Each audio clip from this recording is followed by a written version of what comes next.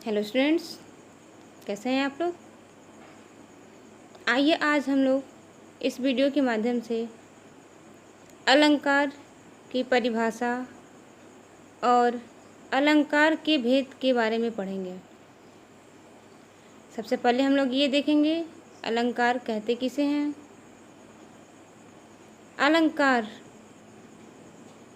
जिस प्रकार आभूषण को पहनकर या आभूषणों का प्रयोग करके मानव शरीर की सुंदरता बढ़ जाती है, ठीक उसी प्रकार अलंकार के प्रयोग से काव्य की शोभा बढ़ जाती है। अर्थात काव्य की शोभा बढ़ाने वाले तत्वों को अलंकार कहते हैं। अलंकार के 3 भेद होते हैं। पहला होता है शब्दालंकार। शब्दालंकार वह है जिसमें जब किसी काव्य में शब्द के आधार पर चमत्कार उत्पन्न होता है तो उसे शब्दालंकार कहते हैं। शब्दालंकार के 3 भेद हैं। पहला है अनुप्रास अलंकार। अनुप्रास अलंकार वह है जिसमें किसी एक ही वर्ण की आवृत्ति या एक ही वर्ण का प्रयोग बार बार किया गया हो, वहाँ पर अनुप्रास अलंकार होता है। जैसे चारुचंद की चंचल किरणें खेल रही हैं जलथल में, या तरन तनुजा तट तमाल तरुवर बहुछाए। इन दोनों उदाहरणों में त वर्ण और च वर्ण का प्रयोग अनेकों बार किया गया है, इसलिए इसमें अनुप्रास अलंकार है। दूसरा है यमक अलंकार। यमक अलंकार की परिभाषा जब काव्य में किसी एक ही शब्द का प्रयोग 2 या 2 से अधिक बार किया गया हो, किंतु प्रत्येक का अर्थ अलग अलग हो, उसे यमक अलंकार कहते हैं। जैसे काली घटा का घमंड घटा, इस पद में घटा शब्द का प्रयोग 2 बार किया गया है। इसमें पहले घटा का अर्थ है आकाश, बादल, और दूसरे घटा शब्द का अर्थ है कम होना, इसलिए यहाँ पर यमक अलंकार है। अगला है शब्दालंकार का तीसरा भेद है श्लेष अलंकार। श्लेष अलंकार जिसकी परिभाषा है जब किसी एक शब्द का प्रयोग एक ही बार किया गया हो, अर्थात किसी वर्ण या शब्दों का प्रयोग केवल एक बार किया गया हो, किंतु उसका अर्थ प्रत्येक के लिए अलग अलग हो, वहाँ पर श्लेष अलंकार होता है। जैसे चरण धरत चिंता करत चितवत चारहु ओर, सुवर्ण को खोजत फिरे कभी व्यभिचारी छोर। यहाँ पर सुवर्ण शब्द का प्रयोग केवल एक बार किया गया है, किंतु इस सुवर्ण शब्द का अर्थ कवि, व्यभिचारी और चोर तीनों के लिए अलग अलग है। कवि सुवर्ण शब्द का अर्थ सुंदर अक्षर से लगाता है, चोर सोना से लगाता है अर्थात द्रव्य से लगाता है, और व्यभिचारी सुंदर स्त्री से लगाता है, इसलिए इस पद में श्लेष अलंकार है। अलंकार का दूसरा भेद है अर्थालंकार। हमने पहले ही बताया था कि अलंकार के 3 भेद हैं। पहला क्या है शब्दालंकार, दूसरा अर्थालंकार और तीसरा उभयालंकार। अभी तक हम लोगों ने शब्दालंकार को पढ़ा, अब हम लोग अर्थालंकार को पढ़ेंगे।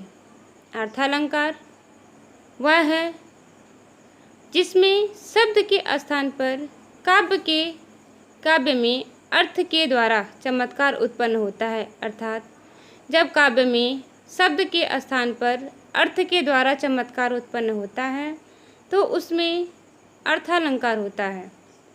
अर्थालंकार के अनेक भेद हैं, जिसमें से हमारी कक्षा के लिए अर्थात आप लोगों की कक्षा के लिए 5 भेदों को पढ़ना आवश्यक है। अर्थालंकार के 5 भेद हैं: उपमा अलंकार, उत्प्रेक्षा अलंकार, रूपक अलंकार, अतिशयोक्ति अलंकार और संदेह अलंकार, संकेत अलंकार। इस प्रकार अलंकार शब्दालंकार के अर्थालंकार के अनेक भेद हैं। अलंकार का तीसरा भेद है उभय अलंकार। उभया अर्थात जिसके शब्द से ही पता चलता है, जिसमें अर्थ और शब्द दोनों का मिश्रण हो, अर्थात जिस काव्य में शब्द और अर्थ दोनों के माध्यम से चमत्कार उत्पन्न होता है, वहाँ पर उभय अलंकार होता है।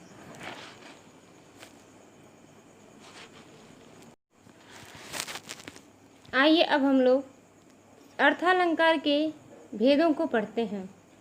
अर्थालंकार का पहला भेद है उपमा अलंकार। उपमा अर्थात ऐसे शब्द जिसमें उपमान की उपमेय में समानता की गई हो, अर्थात जहाँ पर गुण, धर्म, क्रिया और जाति के आधार पर उपमेय की तुलना उपमान से की गई हो, वहाँ पर उपमा अलंकार होता है। अर्थात जब किसी एक वस्तु की तुलना किसी प्रसिद्ध वस्तु से की जाती है तो वहाँ पर उपमा अलंकार होता है। जैसे हरिपद कोमल कमल से, अर्थात हरि के चरण जो हैं वो कमल के समान कोमल हैं, अर्थात मुलायम हैं। दूसरा है रूपक अलंकार। रूपक अलंकार जहाँ पर किसी वस्तु या व्यक्ति के गुण को अत्यधिक दिखाने के लिए या प्रसिद्ध वस्तु से उसकी समानता को अधिक बताने के लिए उपमेय और उपमान दोनों को, अर्थात जिसकी तुलना की जा रही हो और जिस प्रसिद्ध वस्तु से की जा रही हो, दोनों को एक समान बता दिया जाए, वहाँ पर रूपक अलंकार होता है। अर्थात एक वस्तु में दूसरे वस्तु की तुलना कर दी गई हो, वहाँ पर रूपक अलंकार होता है। जैसे अंबर पनघट में डूबो रही, तारा घट उषा नागरी, यहाँ पर, या फिर पायो जी मैंने राम रतन धन पायो, यहाँ पर मीरा ने कृष्ण की भक्ति को रत्नों के समान महत्वपूर्ण माना है। अगला है उत्प्रेक्षा अलंकार। उत्प्रेक्षा अलंकार जहाँ पर किसी एक शब्द की तुलना दूसरे शब्दों में उसकी समानता के कारण की जाए या उपमेय और उपमान की समानता के कारण दोनों का एक होने की संभावना व्यक्त की जाए या कल्पना की जाए, वहाँ पर उत्प्रेक्षा अलंकार होता है। अर्थात कहने का आशय यह है कि जब उपमेय और उपमान दोनों में समानता की संभावना या कल्पना की जाए तो वहाँ पर उत्प्रेक्षा अलंकार होता है। उत्प्रेक्षा अलंकार को पहचानने का सबसे सरल तरीका है कि जिस पद में, जिस काव्य में उत्प्रेक्षा अलंकार होगा, वहाँ पर जनहु, जानो, मनहु, मानो, मनु, जनु इत्यादि शब्दों का प्रयोग रहता है। अर्थात जिस काव्य में जनु, जानो, जनहु इत्यादि शब्दों का प्रयोग किया गया हो, वहाँ पर उत्प्रेक्षा अलंकार होता है। अर्थालंकार का अगला भेद है मानवीकरण अलंकार। मानवीकरण अलंकार वह है जहाँ पर किसी निर्जीव वस्तु की तुलना सजीव वस्तु से कर दी गई हो। अर्थात जब किसी अचेतन की तुलना चेतन से कर दी जाए, वहाँ पर मानवीकरण अलंकार होता है। जैसे थकी अनमनी धूप मांगती है जलमैल बाहें, या फूल हंसे कलियां मुस्काई। देखिए, फूल न तो हंस सकता है और न कलियाँ मुस्कुराती हैं, लेकिन उनकी सुंदरता के कारण उनकी तुलना हंसने और मुस्कुराने से की गई है। अगला है अतिशयोक्ति अलंकार। अतिशयोक्ति अलंकार जैसा कि नाम से ही है कि उसके बढ़ा चढ़ाकर बताना। जब हम किसी व्यक्ति या वस्तु के बारे में उसकी वास्तविकता से अधिक बढ़ा चढ़ाकर कोई बात कहते हैं तो वहाँ पर अतिशयोक्ति अलंकार होता है। जैसे हनुमान की पूँछ में लगन न पाई आग, लंका सगरी जल गई, गए निशाचर भाग। देखिए यहाँ पर ये बताया जा रहा है कि हनुमान की पूँछ में आग नहीं लगी, लेकिन संपूर्ण लंका जल गई है और जितने राक्षस हैं, निशाचर हैं, वो सब भाग गए हैं। यदि हनुमान की पूँछ में आग नहीं लगी होती तो लंका नहीं जलता। इसलिए इस पद में अतिशयोक्ति अलंकार है। धन्यवाद।